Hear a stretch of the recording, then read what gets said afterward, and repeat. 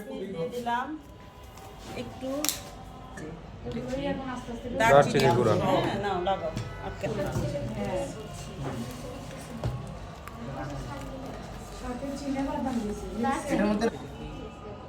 essence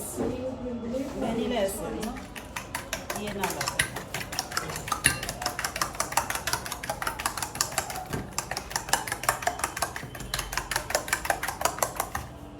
অর্ধেকটা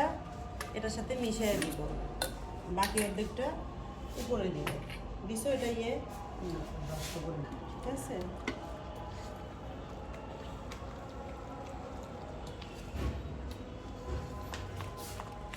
ঠিক আছে এই যে এটা কিন্তু অনেক পুষ্টিকর অনেক সুস্বাদু একটা খাবার এটা প্রসেসিং এ যে টেস্টি লাগতেছে সে যাবে আরো সুন্দর উপরে একটা লেয়ার দিয়ে দিই চিজের একটু ওভেনে দিলে একটু পোড়া পোড়া হয়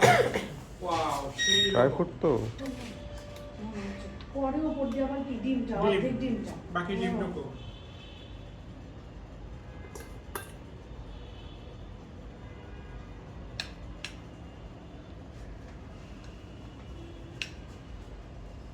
একটু কালো হইলো না নামায় এখন